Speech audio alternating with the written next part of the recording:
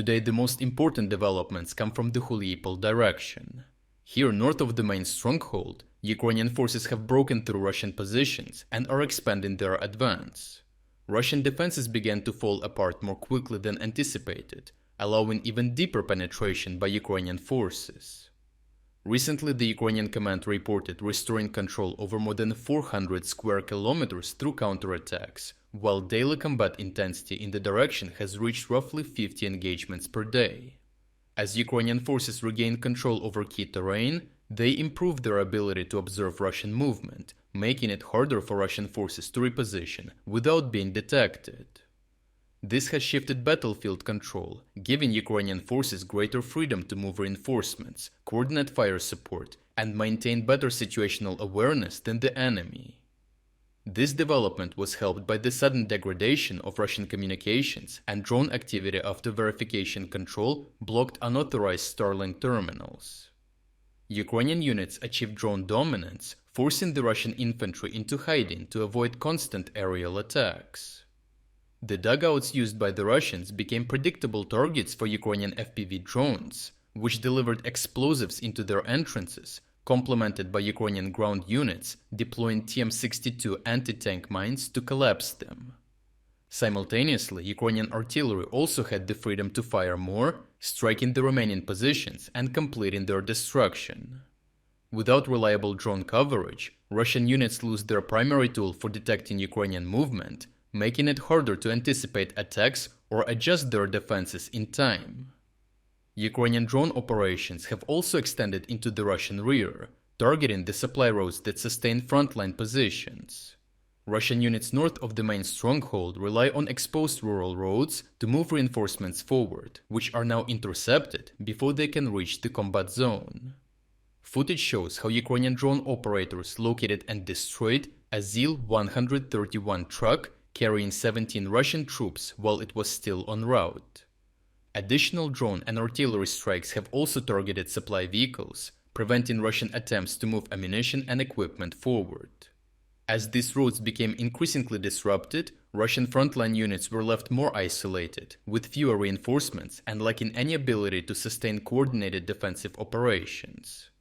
As a result of the isolation and recent raids, Ukrainian forces regained control of Ternove, Danilivka, Nechaivka, Stepove, and Verbove, expanding the breakthrough and securing forward positions. From there, Ukrainian units can advance into nearby settlements and continue pressing south toward even deeper Russian-controlled areas.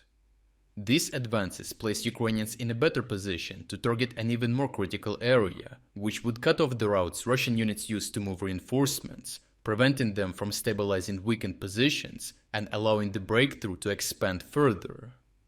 To complement their advance, Ukrainian forces struck the headquarters of the 5th Russian Combined Arms Army near Novopetrikivka, further disrupting coordination across a wide section of the southern front. This headquarters serves as the central command node that links frontline units with higher command and coordinates defensive actions across the sector. Its disruption slows decision-making and reduces Russia's ability to react in time to contain Ukrainian breakthroughs before they expand further. As Ukrainian forces advance, Russian units retreat without being reinforced, gradually reducing the density of their defensive line.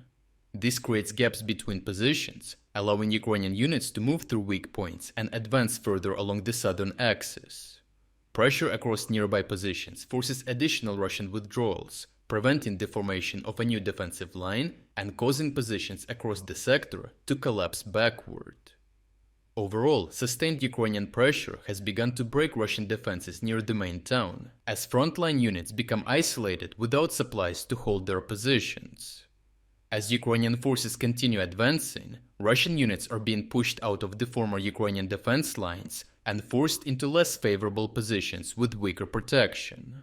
This reduces Russia's ability to maintain a stable defensive line in this sector and increases the risk of further withdrawals and bigger losses. This creates a growing risk that Russian command will be forced to commit scarce reserves from other sectors to prevent further collapse here, weakening their ability to maintain defensive stability across the wider southern front. Lastly, we are officially launching our spring sale.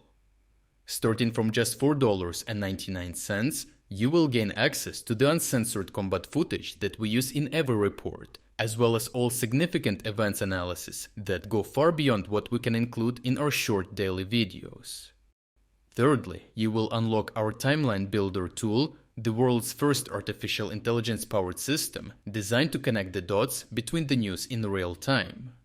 Fourth, and most importantly, you will unlock our advanced news analysis tools, giving you comprehensive insights into the news cycle, detailed story sentiment breakdowns, and trend analysis to reveal the most important themes and events.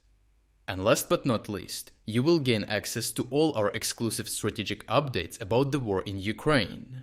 If you wanted to support our efforts but haven't had the chance, now is the perfect time to jump in and make a real difference.